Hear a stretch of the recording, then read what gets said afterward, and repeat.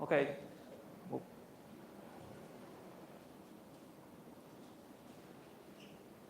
So please go through this after the class. The U.S. national security strategy is a whole map of the U.S. Foreign policy. So each government, when there is a party turnover, there will be one, the new one. Okay, so this is the latest, the U.S. National security strategy. How to read a book or how to read a report like this? So first of all, when you have a book, then the first thing is to read the content. So the table of contents like this, and the structure, most of the book will have this very similar structure. So firstly, you will see an introduction, okay, the introduction. And then each paragraph or each chapter will explain the main argument of the whole book. So you can see this, we have the introduction, briefly talk about the main strategy of the US. And then each one will go into details. So we call this as a body. Okay, so each body will explain what is listed in the main argument. So you can have a very quick understanding of that book. 你在读一本书的时候，一开始那一段那个 intro 一定是非常简洁的把那整本书的论点讲一次，然后接下来每一段就是去，就是仔细的去讲你的那个论点。通常的这个架构都会是这样。So let me ask you a very quick question. What is the main purpose of the U.S. foreign policy?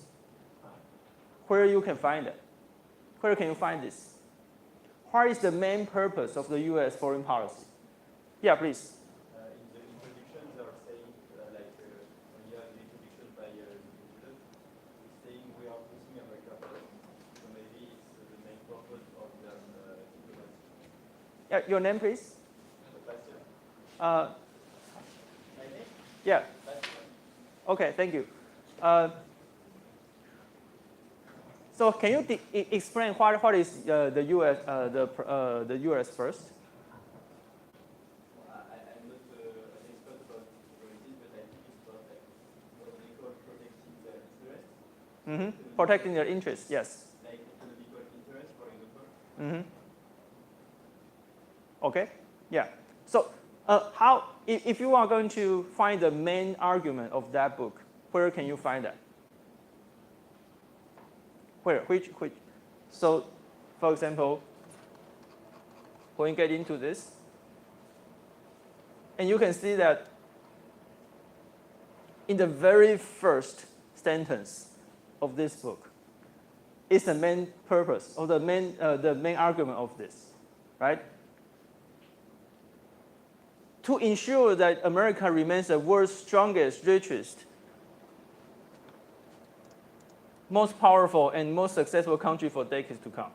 Our country needs a coherent, focused strategy of blah, blah, blah, blah, blah. Okay? So that is the main purpose. Okay? So most of times, when you are reading a policy paper or a book, then the main argument will be in the very beginning. Okay, remember that.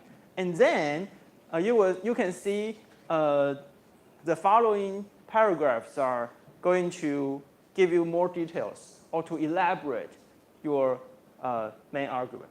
Okay, every policy papers should follow this. Okay, so when you are going to do your group presentation, then remember this: the main argument in the very first, and then to give us more details about that. Okay, so what are the priorities of the U.S.? And then we can see later, we see different regions and different policies or what the U.S. are going to do. So can you, from this, can you tell what is the priority or the order of the U.S. foreign policy? What is the main priority? Which region are the U.S. going to do or to deal with? Which region? Yeah, please. I guess the Western Hemisphere, because it's the first region they talk about Yes. Yes, quite simple, right? It is the Western Hemisphere.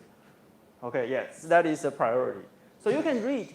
So in the introduction, you can see how the orders of the arguments, and the Western Hemisphere is the first. And then you can see later, the paper just gives you more details about why the Western Hemisphere is so important. Okay, so you can now identify that the current priority of the U.S. administration is to protect or to maintain the stability of the Western Hemisphere. And then the secondary is Asia, and then Europe and Middle East and Africa. So basically, after Asia, you can read, and then when you read more details, basically the US say that, oh, you should be doing it by yourself. I'm not going to take care of it. I mean, the Europe. Okay, so you can read more details about that. So basically, when you are reading the part of the Europe, and the US say that, well, the responsibility goes to the European countries. That means the US is not going to put too much resource on that. Okay, so you can have a broader picture on how the US see the world right now. Okay, 就是当你在看的时候，你就知道说，哦，那美国目前的这个优先顺序就是大概就是这个样子。他们最在乎的就是西半球，再来就是亚洲，然后从第三个之后，他基本上没有什么在管，他基本上就觉得说，啊，那你就自己看着办吧，哦，欧洲人你自己看着办吧。Okay. So in the past, well, at least after the end of Cold War, then the U.S. become the superpower of the world. That means the U.S. is dominating on almost every field of international politics. And the U.S. has the ability to project its military to almost every corner of the world. But right now, the U.S. now seeing that it's declining. I mean, the ability of the U.S. or the capacity of the U.S. is declining. Therefore, the Trump administration thinks that, well, every alliance, every allies of the U.S. should pay more. That is a worldview of Mr. Trump. Okay, so after the after the Cold War, then the U.S. has almost, well, it can fulfill its foreign policy goals everywhere. But right now, it is no longer the case. So it is why Mr. Trump is saying that it requires every allies to do more, to pay more. But that is their view, okay, the U.S. view. And basically in Asia and also in Europe, and well, basically they just ask other countries to do more to pay. Okay, it is very brutal. There's no diplomatic language of Mr. Trump. Well, he just wants to say whatever he wants to say. Okay, there's no diplomatic languages of Mr. Trump. Okay. 就是在在这个冷战结束之后，美国变得超级强权，那他基本上可以做任何他想要做的事情。可是现在，川普觉得说美国好像能力已经在下降了，那所以呢，就必须要请盟友多付钱，这样子。他通常都是用非常粗鲁的语言，他没有在管什么外交礼仪的。Okay, so these are the current status of the U.S. But there will be a puzzle there. So you can see that the Middle East is, well, in the priority, it is not very, it's not on the top list, right?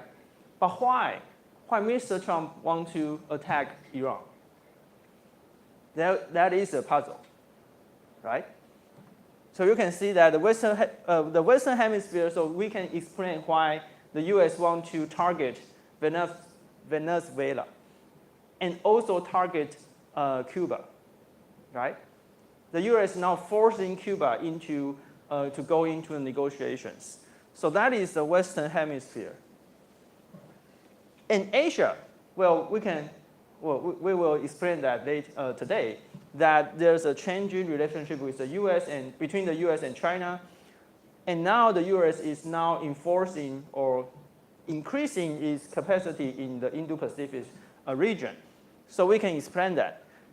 And the U.S. is now abandoning, attacking languages on the diplomatic language on the European allies. Yes, so we can explain that. But why Middle East? Why Iran? Well, that is a puzzle. So you can see that there's a, well, for me, there are a lot of inconsistencies of Mr. Trump. Okay, so he likes to do a lot of things in his mind, not following the big picture. Well, but we can still explain that. So when the US is now attacking Iran, it is, I mean, their explanation is that if the US is not just solve the problem in the Middle East, then the US will spend too much resource here so that they cannot focus on the problems here. That is a simple explanation. Okay, so that is at least their official explanations from the US high-level officials in the State Department or the Pentagons. 就是我们就会问啊，为什么明明美国不太重视这些地方，对不对？那为什么现在却先攻击了伊朗？比如说前一阵子攻击这个委内瑞拉，或者是这个现在在逼迫古巴进行谈判，应该都很可以解释嘛。可是为什么要先攻击伊朗呢？那他们官方给出来的解释是说，那如果不解决这个问题的话，就没有办法解决这边的问题。So, for Mr. Trump or the Trump administration, they want to solve something that is easier to solve. Well, for them, easier to solve, or they think that they don't want to waste too much resources there. They don't want to spend too much resources in the Middle East or in other places so that they can focus on the Indo-Pacific region. Well, that is their explanations. Okay, so we might have some time later in this semester to go into other places, the other regions. But today we are going to explain what happened in the Indo-Pacific region. Okay, can you accept the explanation that they want to solve something easier or something more urgent here? I don't know.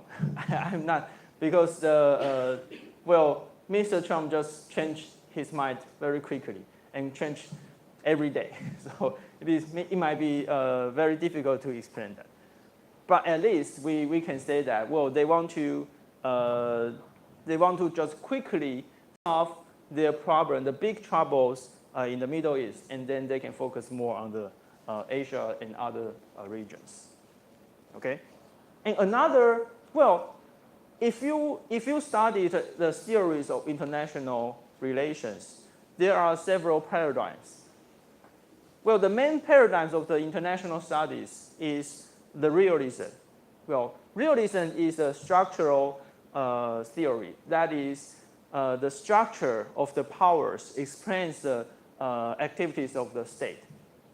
So if we use the realism to explain the US, then we can explain that, oh, because Iran is rising and there's a challenge, there's a threat in the Middle East, so the US is not going to allow it to happen.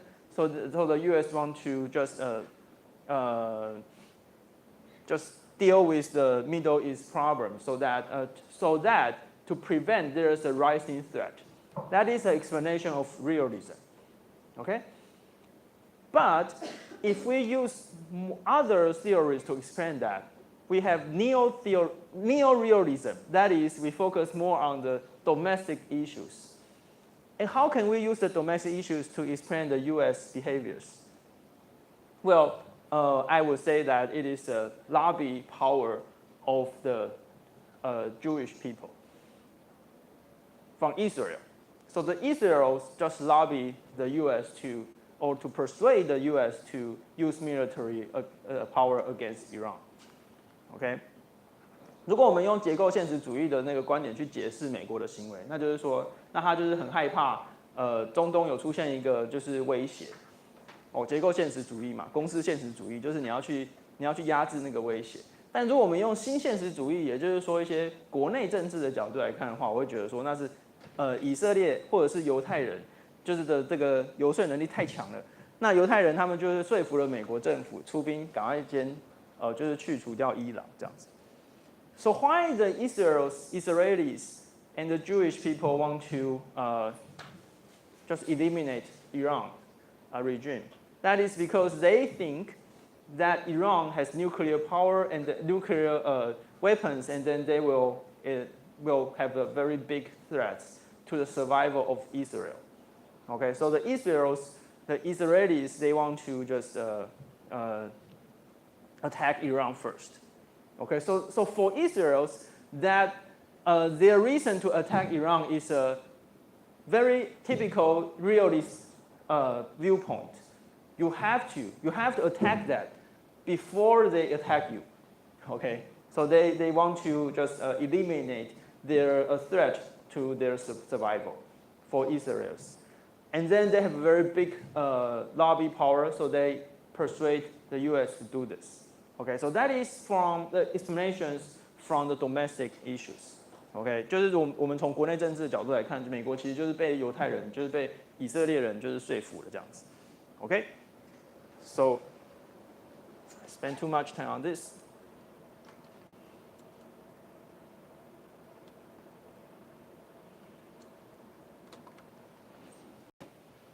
So this week we are going to talk about the changing paradigms of the US and China relations. So basically, we just mentioned this last week. Three main stages. The first one is containment, and then engagement, and then strategic competition. Right now, the US-China relationship is in this stage. So they are in competition with each other.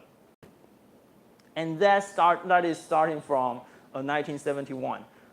When Mr. Kissinger arranged the visit of the US President Nixon to China. And in the very beginning, their reason is very simple, that they want to compete with Soviet Union. So your enemy's enemy is your friend. So it's quite simple that the US starting to engage with China. And there's a consensus in that time. The academics have the consensus that if US, the biggest democracy, the biggest economy in the world, engage with the dictators, then the dictatorship will become liberalized and democratized one day. That is a consensus that time. And we call this as a modernization theory of democratization. So basically, the US will use their economic power or trade power to force other dictators to open up its market. OK， 就是在那个时候，美国认为，最好的这个跟独裁者交往的方式，就是你用你的经济力量去跟他交往，然后最后他就会慢慢的自由化、开放这样子。OK，and the most successful case is Taiwan. OK， Taiwan did democratize after a lot of pressures from the US. OK，and in the 1980s. Well, the US and China established the diplomatic ties in 1979, okay? And after that, the US has established the Taiwan Relations Act to maintain its unofficial relations with Taiwan. 就是在1979年之后，美国就是用这个台湾关系法跟台湾维持一个所谓的非官方的关系 ，unofficial, okay? So recently, if you read the newspapers of Taiwan, you can see that our Premier 卓荣泰 just visited Japan to see a baseball game, to watch a baseball game. And it is an unofficial or private activities. So our premier just said that, oh, it's private. And now our opposition parties will attack him to use, private activities to watch a baseball game there. Well, you must understand that our high-level officials, okay, the president, ministers, premiers, our officials, well, even lower level officials, when we are visiting other non-diplomatic allies, it's all private. Okay, so there are only 12 countries have maintaining the diplomatic relationship with Taiwan. Other than that, every country, when our officials visit that country, then it is all private, it's all unofficial. Okay, so that is our international status. So after 1979, we remain the unofficial ties with the US. Okay. So in 1980s, well, that time, China is still not a successful economy. Okay, that when Deng Xiaoping started the economic reform in 1979. Okay, so in 1980s, GOP is the Republicans. Right? GOP emphasized the anti-communist foreign policy. So the USSR, the Soviet Union, is the main target. So the GOP, the Republicans, cooperated with China that time.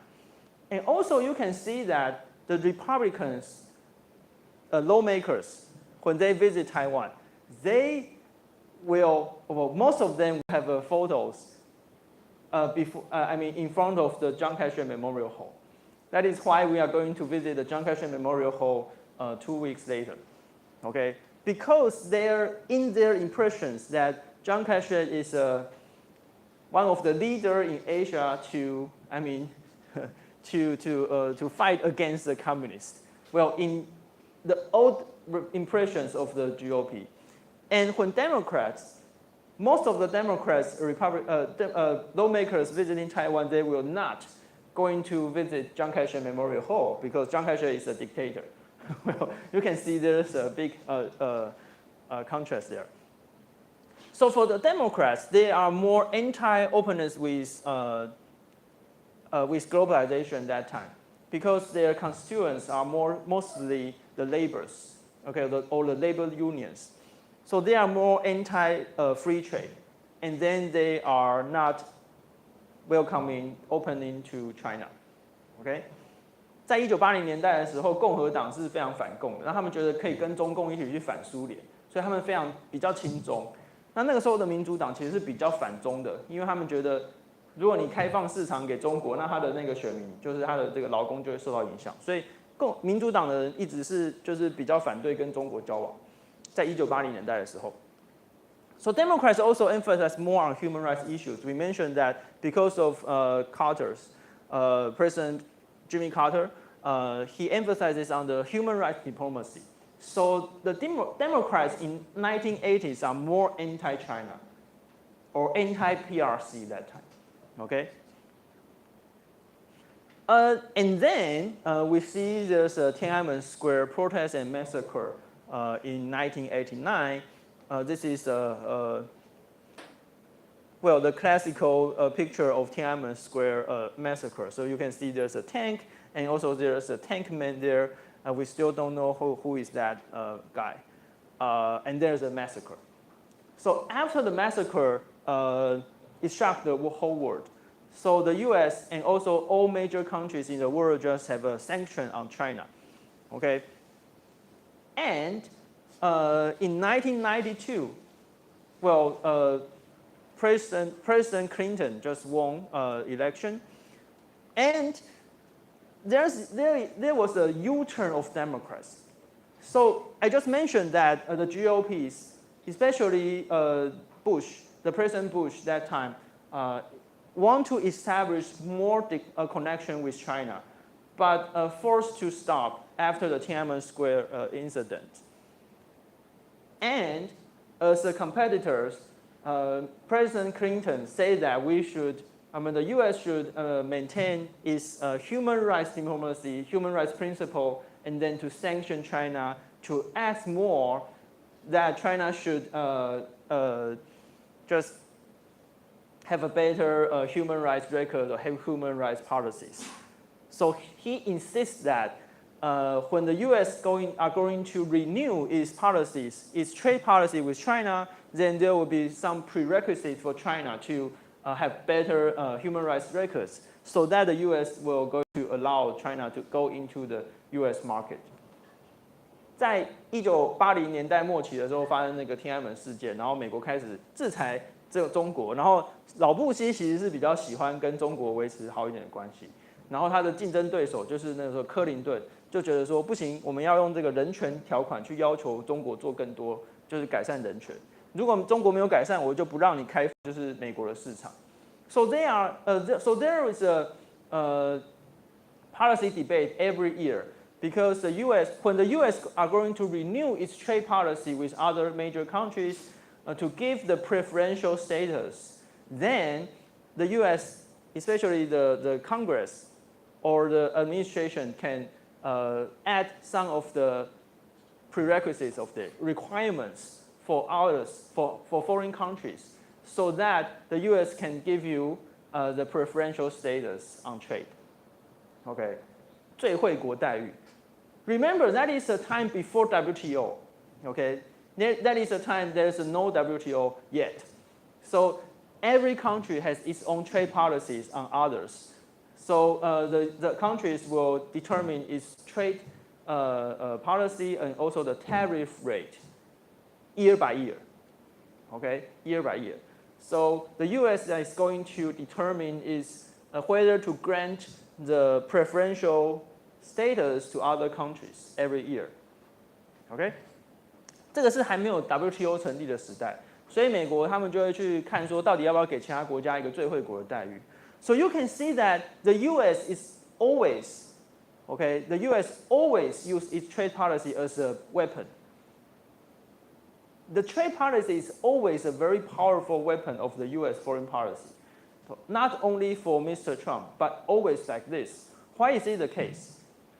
Why US always use this? Because US is the main market or the biggest economy. Well, later the China become the biggest market, but US is the main market most of the time for most of the countries. So it is quite powerful. The US has the biggest consumer market in the world and also has the leading technology power. So it determines the rules of the market. The US is always utilizing its trade policy as the tools of diplomatic tools. OK， 美国一直以来都是把关税还有这个市场视为一个非常有用的这一个外交工具，因为它就是最强大的经济体。OK， 所以它有本钱这样做。那其他国家也必须要听他的，或者是去跟美国谈判。这不是从川普时期才有的。So, Mr. Clinton, when he is running for president, he insists that, well, when the U.S. is going to determine its relationship with China, then the U.S. will require China or pressure China to do more to do better human rights policies. Okay, that is Mr. Clinton. But after he took power, there is a U-turn. Okay, U-turn. So he just took off every prerequisite. He just granted the most preferential status to China without any precondition. That is Mr. Clinton. OK， 克林顿啊，就是他在竞选的时候就一直说啊，我们要就是要求中国改善人权等等等等。但是呢，他当选之后呢，就把这些所有的这个要求都拿掉了。OK，so it is still a puzzle to many politicians why there's a U-turn. Well, there's a U-turn. OK，so there are some explanations.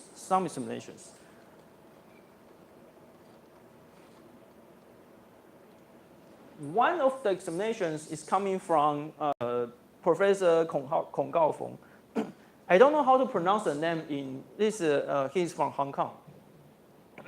In Cantonese, Hong Ho Feng, I think.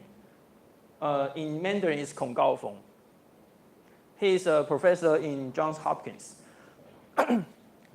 So I have this book in our reading list. So please read that. I like this book because it's a very small book, very easy to read, and he just have a very good stories on why there's a U-turn. But basically, China is very smart. So China is utilizing a lot of big companies in the U.S. to lobby. Okay, the lobby power against it's lobby. Everything is lobby. Everything is business. So Professor Hong just say that. China utilizes a lot of companies, especially the telecom companies or the high-tech companies. Okay, and it is not the companies or manufacturers. Okay, because that time China is still not a very successful economy. So it is all the companies for services， 电信公司这些的，就是中国找了这些电信公司啊，或者是很多提供服务的公司、服务业的公司去游说美国政府。So these big companies like AT&T or like other telecom companies or companies in service industry just successfully lobby the U.S. government and successfully change its policy toward China. Okay, that is from Professor Hong, Professor Kong Gaofeng. So there's another book by Professor Shelley Rieger. So this is also a very good book. So this is in Kaohsiung. If you have time, then visit Kaohsiung. You can see these two very weird, very ugly tigers and dragons in Kaohsiung. Okay. Well, you can see there's a traditional Chinese culture or Chinese connection there. So there's a very typical stereotype from previous administrations. Okay. So in 1990s, it was Taiwan and Hong Kong's businessmen that helped the rise of China. Okay, tiger leading the dragon. What is tiger? So Asian tigers, Taiwan, Hong Kong, Singapore, and South Korea, right? So tigers. 就是亚洲四小龙，亚洲四小龙其实英文里面叫做亚洲老虎，Asian tigers. The tiger leading the dragon. Dragon is China. Okay? So in the 1990s, after the Tiananmen massacre, then the whole world, the major countries in the world just sanctioned China. But it was Taiwan and Hong Kong's businessmen that helped China. Okay? So in China, the Taiwan and Hong Kong's businessmen just helped China to build up its manufacturing kingdom. And in the US, these companies, especially the Hong Kong companies, teach Chinese people, Chinese businessmen how to lobby the US government. Well, you can see that because Hong Kong businessmen, they speak very good English, right? They understand how to do business with Americans. So they teach Chinese companies and also they teach Chinese governments how to do, how to maintain, how to have better relationship with the US. So they can successfully change the US policy. Okay? 就是在1990年代的时候，是台湾的商人跟香港的商人帮助了中国的崛起。因为我们的制造业是非常厉害，那时候中国非常糟糕的。Okay, so in the 1990s, the China is still in chaos. Okay, still in chaos. So in 1992, there's a big event of Deng Xiaoping Nanxun. That is a South tour of Deng Xiaoping, their supreme leader. So because there's a chaos of the economic policies and economic openness in China, so Deng Xiaoping in 1992 just re-established or reiterate their determinants of the economic reform. So you can see before 1992, everything is in chaos. But it is Taiwan and Hong Kong's businessmen that help China. Okay, so that is tiger leading dragon. Okay. Well, we will get back into this later.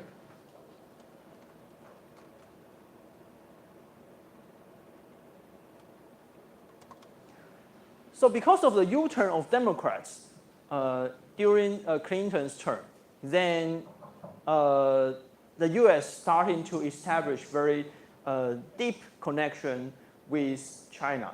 And also it is in the 1990s, the U.S. just opened up all of the, especially the academics and also social economic ties with China.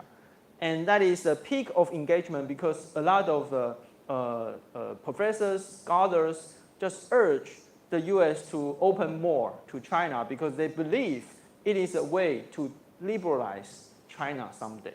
They just believe this. For example, there's a master, Joseph Nye. Have you ever heard of Joseph Nye? That is a scholar who proposed the soft power. OK， 就是提出那个软实力那个 Joseph Nye. OK, in the 1990s, they believed that it is the power of the U.S. soft power. If you connect with the U.S., if you engage with the U.S., then the U.S. can appeal or attract a lot of people from the dictators, authoritarian countries to go to the U.S. to study, and then when they are going back, and they can liberalize their regime. Okay, that is what the U.S. calls soft power. Soft power. Okay, smart power. By attract other people by ideas. Okay, well, the U.S. is still attractive on its ideas of liberal, democracy and liberal ideas. Well, still, it is still the case. But China is very smart. Okay, China is very smart. Because China observed that Taiwan was democratized after the pressure or after the connection with the US. And China was very smart that when they are collaborating with Taiwan's businessmen, and they also collaborate with Taiwan scholars, well, the KMT scholars, in order to establish a system that can prevent democratization. OK， 中国不是省油的灯啊。好，他看到说，哦，美国就是在大力的帮助其他国家民主化，所以他们在经济发展过程当中就建立了很多措施去防止民主化。OK，so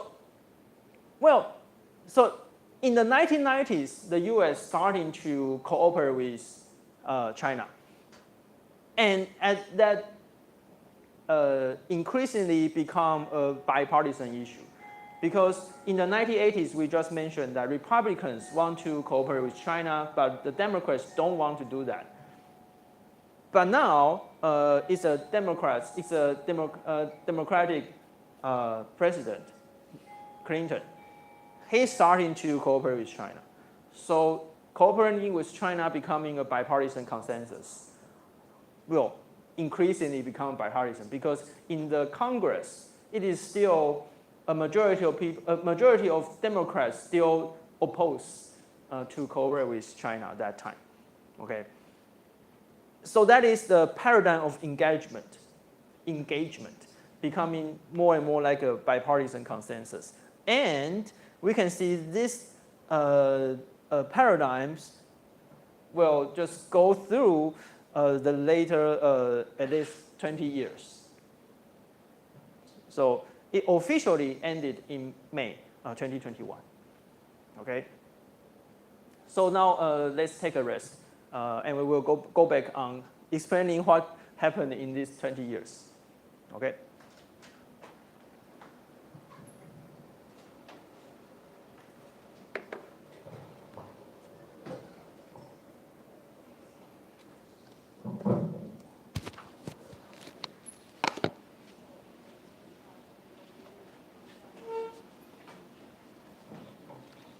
那个等一下要报告的那一组，可不可以先把那个你们东西就是弄到电脑里？这个是什么？那个新的那一份。哦，好，然后要签名吗？哦，对。这样就可以了。对。希望他赶快过，不然的话。我问他，就是因为我问他说我是不是这样就可以，他说可以，所以如果他跟我说不行的话，我也不知道怎么办。好，谢谢，感谢。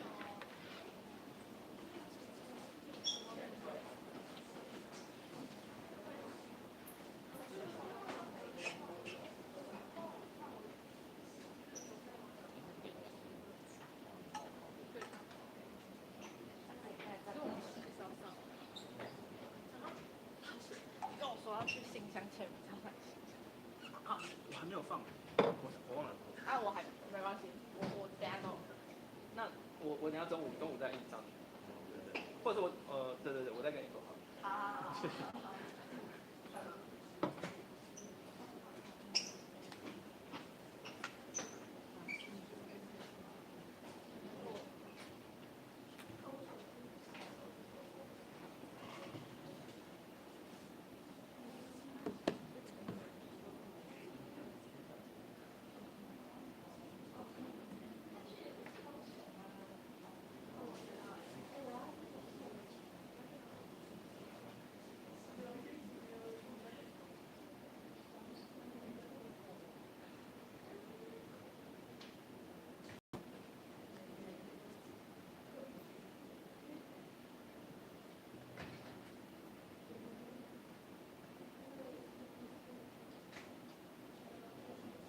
我不是有那个请你们把它弄成那个 PDF，就不用弄那么麻烦。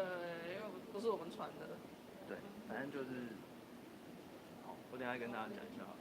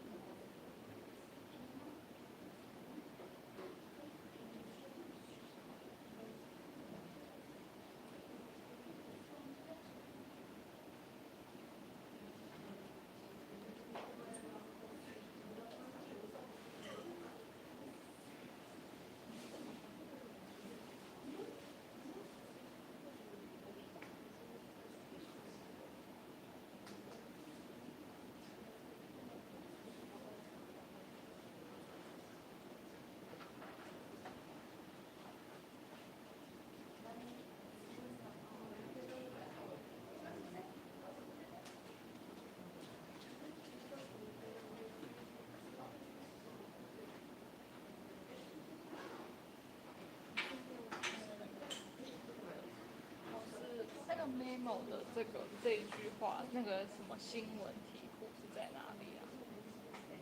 哦，我还没有给好，是哈。week 7 ，OK， 好，等一下谢谢提醒，我还没有给大家。好 ，OK， 谢谢。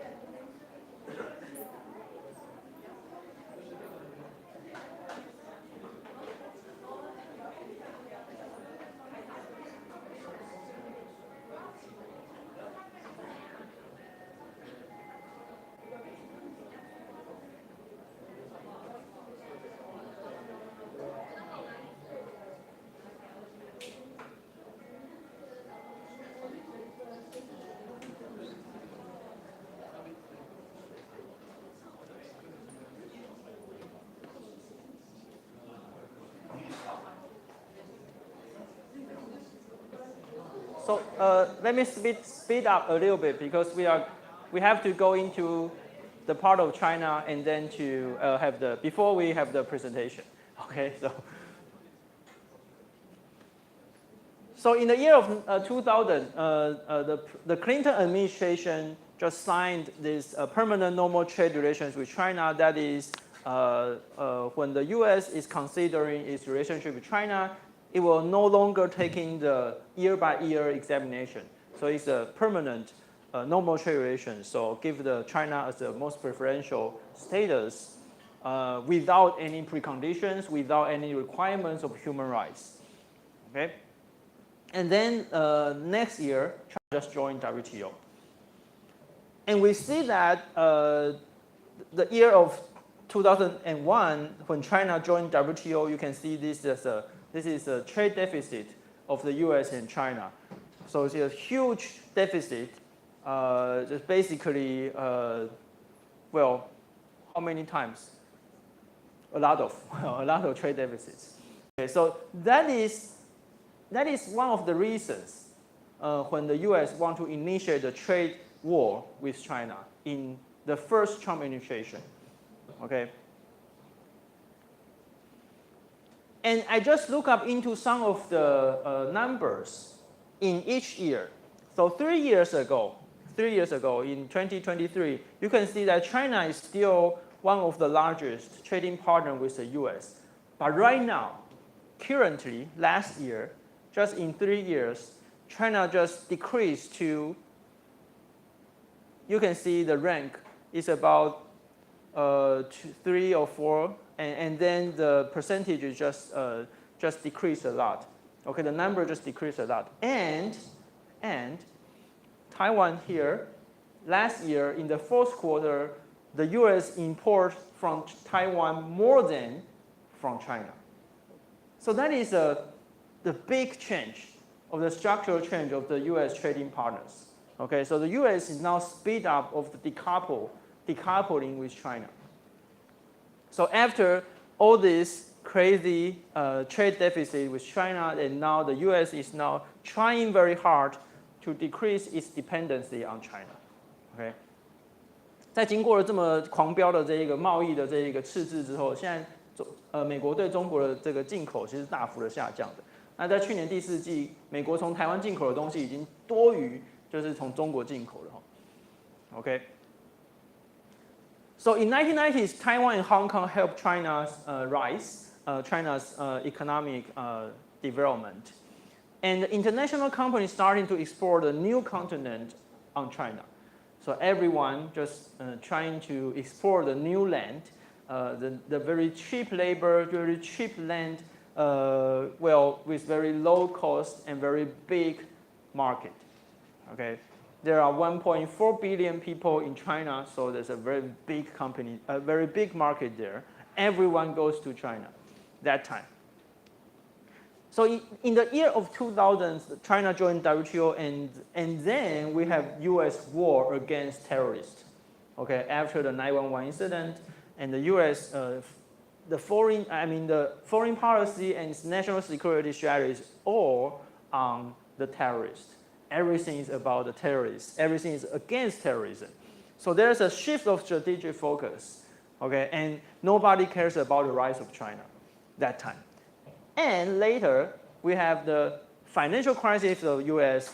That time, you can see that the Bush administration and then later the Obama administration, well, their financial minister, Secretary of Finance is the same guy. And he went to China and asked China for help. Okay. Well, you can see this is a big shift. The U.S. asked China to help their financial market to recover from the financial crisis. That is a big moment for China. Okay. So from Chinese point of view, the Chinese people are rising. Okay, Chinese people are rising. And then we have the Olympic Games in Beijing. Okay, that is a peak of Chinese nationalism, Chinese confidence. Okay, why I say this because under the leader Deng Deng Xiaoping said that China has no confidence, or China has no capacity to compete with the US in the next 50 years. He said this in 1970s, 1980s, okay, in 1980s. So he said that China will spend the next 50 years to develop its ability and then to stay low key. That is called 韬光养晦, okay? And because all of this, China is now thinks that it is the time. It is time to challenge the US, okay? There's a turning point also here in Beijing Olympics. The director of the Beijing Olympics and opening ceremony and the closing ceremony is the director Zhang Yimou. If you have chance, go to library or find these two movies. I highly recommend. To Live, 活着, 活着. 大红灯笼高高挂. That is a masterpiece of Zhang Yimou. Okay, masterpiece. And the two films are about the lower class people, the poor people, the citizens, poor citizens, how they survive on the cultural revolutions and every chaos under PRC, under China and China's regime. And this is in a rich family.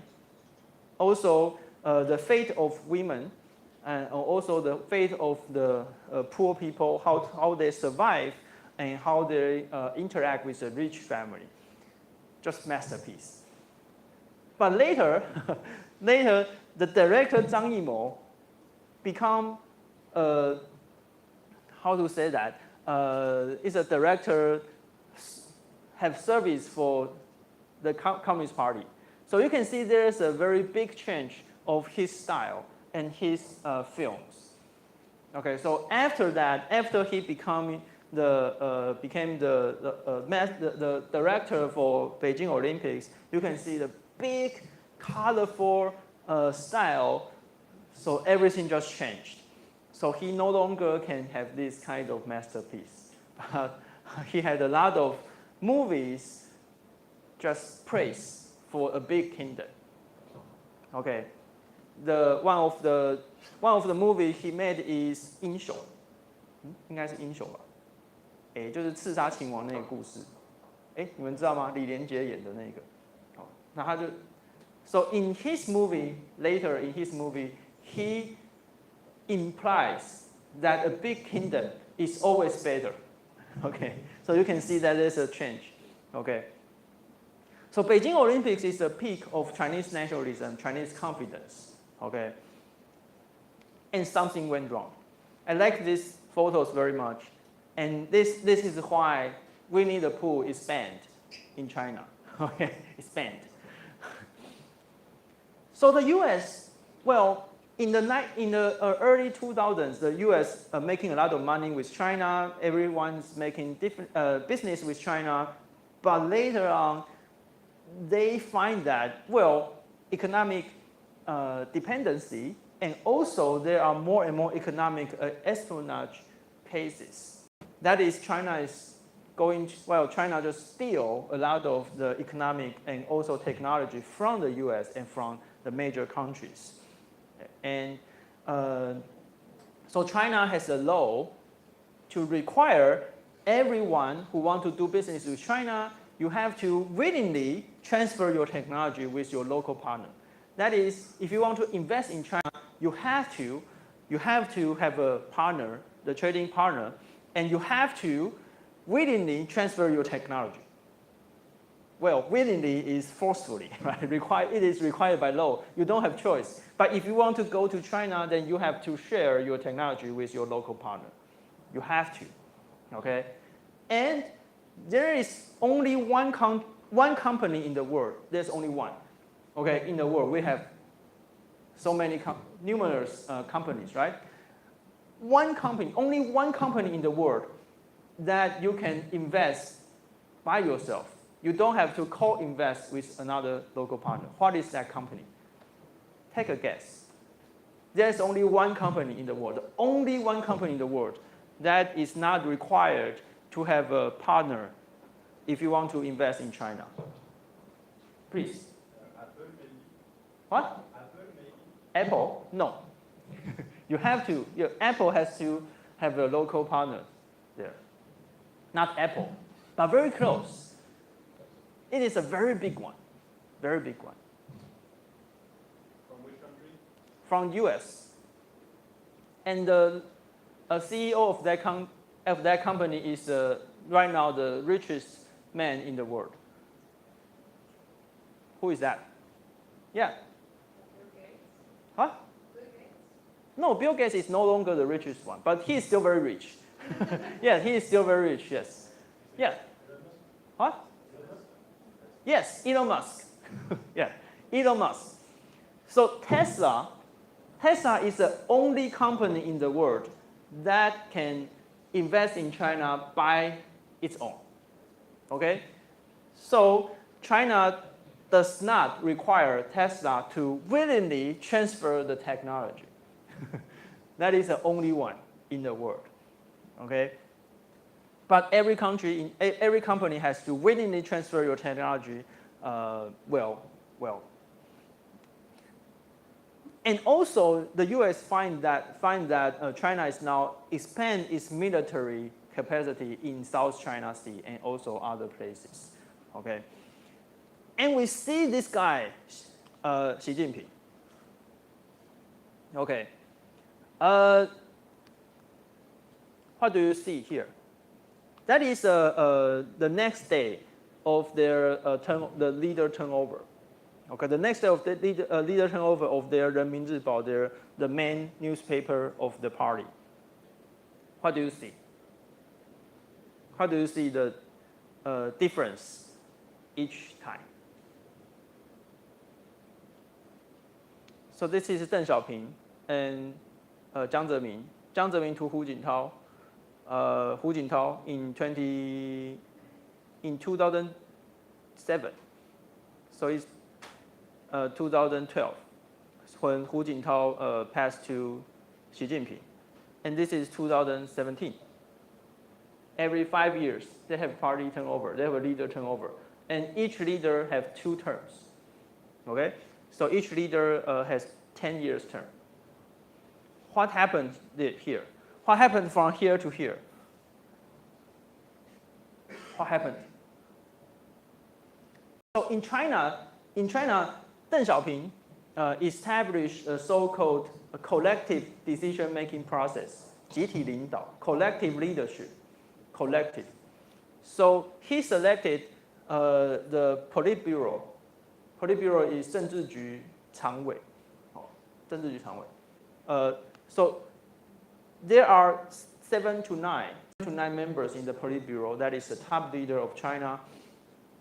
And you can see that the size of the photos are the same because they are collective leadership. Everyone is the top leaders. Okay, and among them, the top leader selected one as a chair of the country. Okay, so this is Jiang Zemin. This is Jiang Zemin passing to Hu Jintao. So each one has the same equal size. So equal size. And then you can no longer see any face of the member of the top leaders. There's only Xi Jinping. Okay, so that reflects the power concentration in China. Okay, 就是在习近平统治底下呢，他就是把所有的权力都集中在他的手中。Okay, so Xi Jinping just reversed what we call as the institutionalization of China's top leaders. So Deng Xiaoping established some of the institutions or rules for their top leaders, but Xi Jinping just destroyed that, including the term limits. So before Xi Jinping, every leader has 2 terms. Okay, 2 terms. But Xi Jinping just destroyed that. Now it's the 3rd term of Xi Jinping. Okay. 在习近平之前，每一个人只能当2任，可是习近平就破坏了这个任期制，他现在已经是第3任这样。So, you can see Xi Jinping just concentrated power and also destroy or just eliminates the potential environment for China's citizens. So in Xi Jinping returned China to one-man rule. So there are already a lot of the media reports on this. But if we have a broader picture, we see that more and more the US scholars from all over the world find that the nature of China or the nature of CCP is very dangerous. That is, the nature of CCP is a dictatorship, and also it is not getting well with the American order. Actually, the American order now is a democracy, liberal trade, and so on. Okay. And this book I highly recommend. 苹果在中国. It has already has the Chinese Mandarin translations. It is a very fascinating story of how the Western companies invest in China, and then China just use your technology or to learn from you and then to compete with you and beat you. Okay? Especially Apple. So think of your cell phone, your smartphone, Apple. Well, when you are going to manufacture your cell phone in China, you have to find out your partner. And your partner has to be very good because your partner has to assemble the cell phone for Apple, right? So your partner has to manufacture your battery, your screen, your camera, everything. You have to find very good partner. You have to train your partner, right? Apple has to train your partner in order to make very good camera for you, in order to make very good battery for you, in order to make very good chips for you. And the chips are from TSMC, from Taiwan. It's okay. But for the camera, for the hardwares, when Apple's training your partner in China, and then China's manufactured companies use these new technologies against you. OK， 这苹果必须要找到非常厉害的在地的厂商帮你做这个你的手机里面的东西，然后你必须要训练你的这一些厂商，把它做得非常好。可是他被训练得非常好之后，他就拿这个技术去做他自己的手机来跟苹果做竞争。OK， so these companies in China just learn from Apple, and then also sometimes they steal from Western companies. And the most important part is that China, the government subsidizes a lot for the local companies. Okay, China has huge investments, huge subsidies for its local companies. So that is an unfair competition. The local companies has very low cost of producing the products. So you can find that, just Google the price of these electronic products from China. You can see that the price of the Chinese products or Chinese brands are much lower than the Western companies.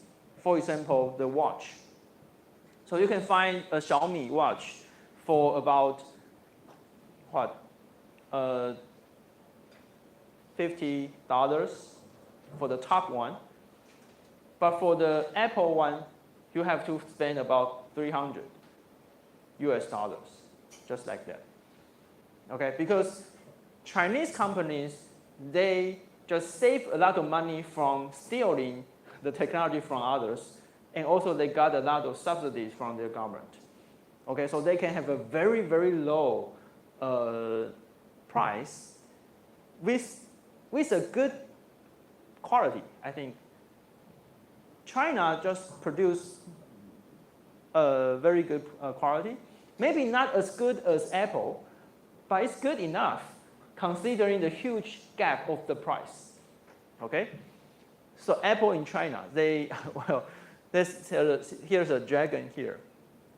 And most interestingly is that when the Western companies find something wrong, they are trying to escape from China. And you can see that Taiwanese companies and Hong Kong companies escape earliest. Yeah, because Taiwan understands China very well.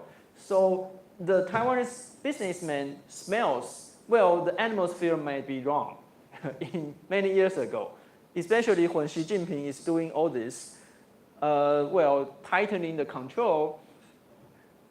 So you can see that it is impossible to do your business, maintain your business in a dictatorship like this. Well, because when you are going to do business, the most important thing is rule of law, the protection from the law, and then will maintain a good environment, right? But under a dictatorship like this, it's very difficult to maintain a good business. So Taiwanese companies escape very early. Escape. 台商老早就闻到那个气氛不对，就是开始就是布局，就是离开中国。哦，那尤其是在2018年美国开始贸易战的时候就开始布局了。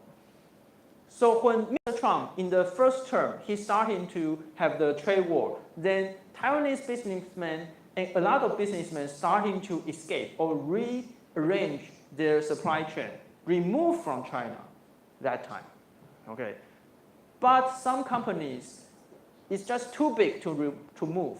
For example, a lot of European companies, automakers like Mercedes, BMW, they find it very difficult to remove from China.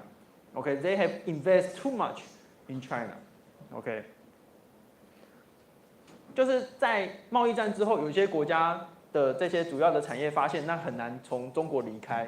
因为你已经陷入在那边太深了，然后你已经就是你的厂房什么也很难移动，尤其是欧洲的，像是 Mercedes 就是宾士，然后还有 BMW 这些，他们现在都很惨。Okay, and China can make very cheap, much cheaper products against you, so it's very difficult for these companies right now. Okay, so. When the first Trump administration, we see there's a superpower showdown. So the US and China starting to go into the competition relations. Just no longer the engagement policies at all. So because economically, they become the competitors, and military also they become competitors in many places. Okay, so there's a change. A big change, a big shift in the last 2 decades that the US and China from a trading partner, very close trading partner to the trading competitors and also competitors on the national security strategies. Okay. So it is not, I mean the trade war is not only trade war. It's all about national security. Okay. So think of the competition on the high-tech industries, okay, the drones, okay, the satellites, the military technologies, everything is about national security, okay, everything is about national security. China Politics 101, every institution established a party branch, so if you are going to invest in China, then your company will have to have a party branch in your company, and then every international company have to find out your local joint venture, 就是合资的对象, and the only exemption is Tesla. So there's a national law requires everyone to obey the party, to provide service to the party by the national law. So that is what we call as you have to 姓党. Your next name should be party. Your next name should be CCP. That is because you have to obey the party, and you have the obligation to collect information for the party, for the state. It is required. Okay, so this is the China Politics 101. So in general, we find that why engagement policy was officially ended in 2021, it is because, well, in the 1970s, the U.S. want to compete with Soviet Union, and there's no longer a Soviet Union, so we don't have this one. And now China itself becoming the main target. There's a hope for liberalization and democratization, and it failed. Okay, and not only failed, but also Xi Jinping just reversed the trend. Okay, so it's pretty failed. And make the money, yes. Everyone used to have a lot of money with China and a lot of business with China, but now it's no longer the case because China is now competing with you and also stealing a lot of technology from you. So you can no longer making money with China. So every factors, every reasons of engagement just failed. Okay.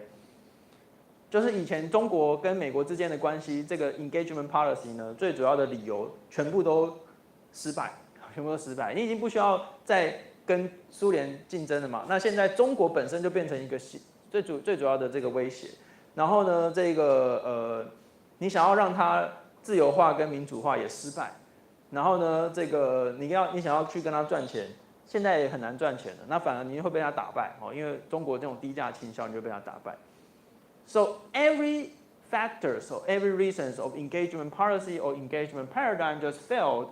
So the U.S. just abandoned the engagement policy, officially abandoned that in 2021 under Biden administration.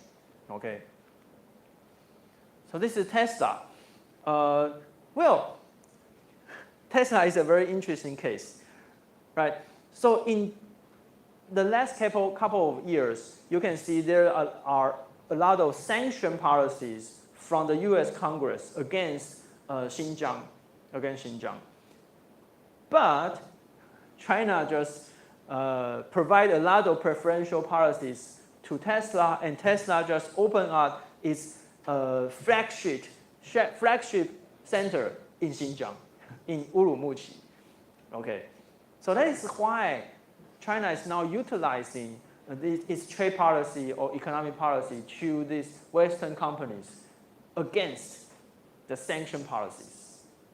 OK， 就是这几年美国对新疆提出很多制裁，但是就是因为特斯拉跟中国关系很好，所以他就叫特斯拉在那边开了那个旗舰店，这样就是等于是要打脸这个美国的政策哦。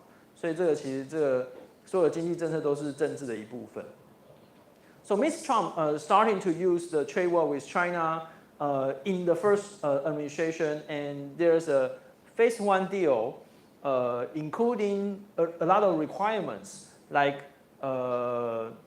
to ask China to protect intellectual property, to prohibit the technology transfer, and also to ask China to buy agriculture and more services from the U.S. But everything just, China just never complied with the agreements. Okay, never. Okay, so nothing changed. So that is why Mr. Trump now has another trade war with China. Okay. I think I will just stop here temporarily. Now we will have our first presentation. The first presentation will about China's utilizing of our democratic systems to do more what we call as a hybrid warfare. That is, China is now creating a lot of incidents or creating a lot of events to show muscles in different ways, and also to influence others' policies, and also to maybe they are trying to influence other countries' policies. 就是我们接下来要讨论的是中国如何利用不同的手段，我们会说叫做混合战，然后去影响其他国家的这个政策。Okay, so now welcome the first group.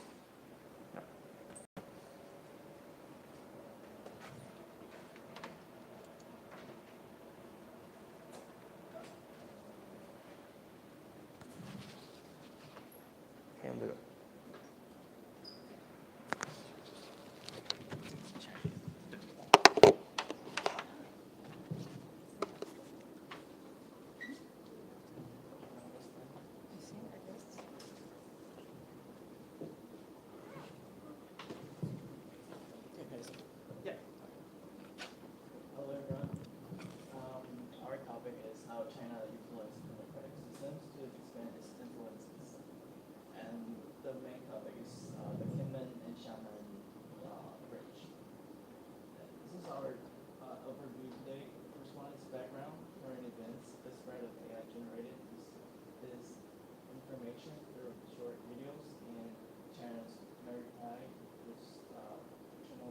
questions.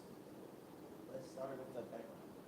So, as you can see, Jingmen is right there.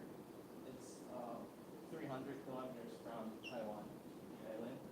And do you know how close Jingmen from China is? It's actually only 2.5 kilometers. So basically, you can see China's side from the Kinmen's island. So people might ask, why do we have this island? Like, why does Jingmen belong to Taiwan? So the answer is, after the civil war in China, the KMT, which is the new government, they retreated to Taiwan, and they also retreated to several islands next to Jingmen Island. And right now we had only Jingmen that belongs to Taiwan. So as you can see, this side is Jingmen, that side is Xiamen, which is China. So there are many skyscrapers buildings, while we have only the short houses, the little houses. And China is actually building a new bridge from this side to this side. So the problem is, we are actually different countries, but they are utilizing this bridge to expand their communism thoughts from this bridge. So there are many topics to discuss behind this big issue.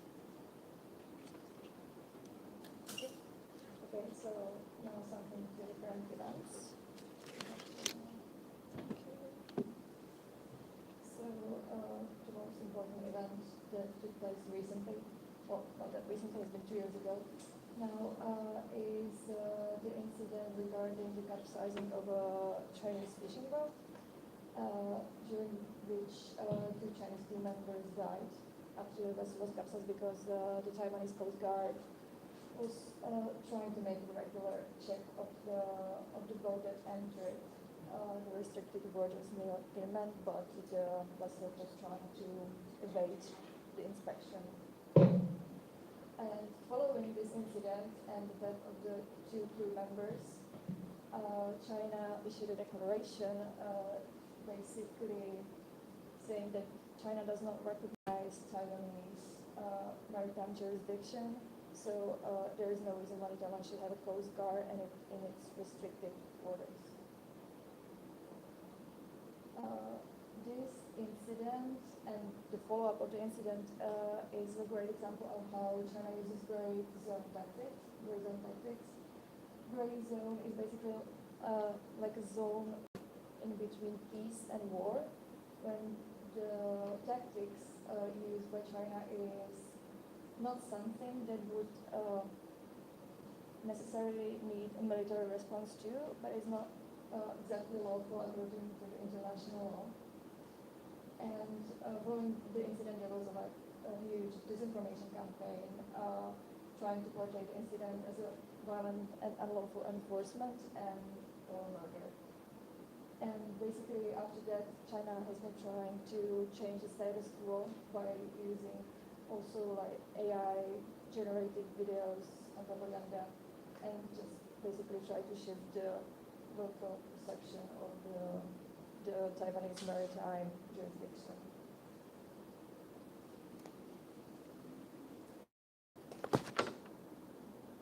So like Betty said, there's now a spread of videos trying to push a narrative about that China is superior towards Taiwan on Kinmen's residents. And the content of these videos is usually like follows this pattern, that Kinmen is originally for resources like water, electricity, and gas. But the solution for these issues is to build a bridge from Xiamen to Kinmen. And sometimes they also mention that the national security risk concerns by the DDP are invalid and just political calculations. So basically, they try to push the narrative that Kinmen is abandoned by the Taiwanese government, and that China is superior and it's the only country able to provide essential goods to Kinmen to the bridge, and like electricity, water, and the gas pipeline. And in the end, they really like want to push the narrative that the mainland, reviving the mainland is the secure source of prosperity. So basically, they try to exploit Kinmen residents' concern, so that they are more open to like unifying and also like China, and also like distancing them from Taiwanese government in general, fearing the discontent, and also questioning the governing model of Taiwan, which seemed maybe not suitable for helping their issues. And when you look up the Kinmen Bridge on TikTok, you will find a lot of videos with bridges that are completed, and they ripped out of the context to show that Kinmen Bridge is already completed, which is not true. And also they use AI effects to show the pace of building the bridge from Tiananmen to Kinmen in a much higher pace than it is.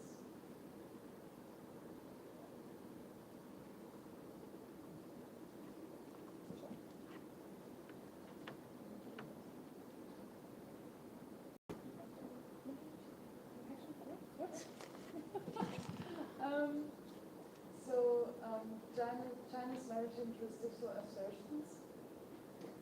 And when it comes, how can I go back?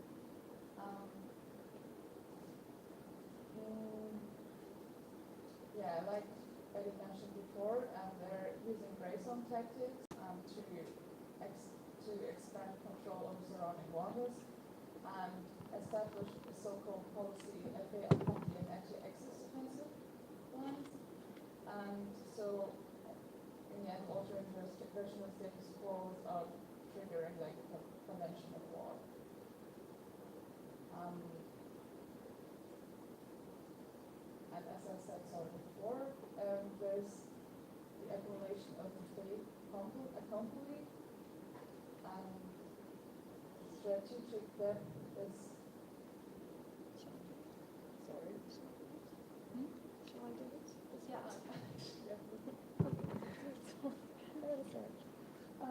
So as Annika mentioned before, basically China differs from its traditional use of military control and departs to these hybrid methods. And well, this is just a couple of examples, but the accumulation of trade conflict basically means that she's trying to change like the perception of let's say the disputed waters to like an actual control by China, and this is an expansion strategy, which means that they try to control the East China Sea and basically the waters in the Taiwan Strait to expand their influence behind the first island chain, and thus like shorten the influence of other powers such as the US. So this is just an example of a couple of the hybrid strategies they're using, and the technical means of their strategy is the tactics in the gray zone, as we have already mentioned, and then it's the composite operations of multiple platforms, which is basically what Annika was talking about before, basically the usage of the AI generated videos and other.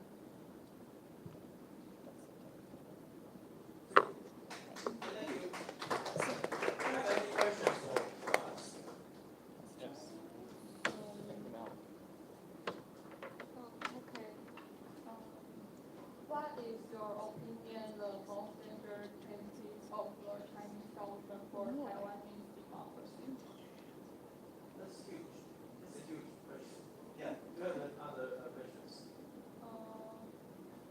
How do gray zone tactics allow China to change the status without provoking open conflict? So only two questions for do you have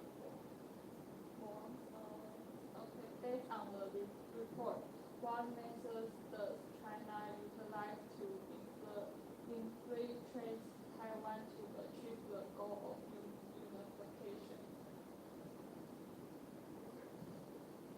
So I can take over. Do you have more to? Yeah. Thank you very much. Big hand.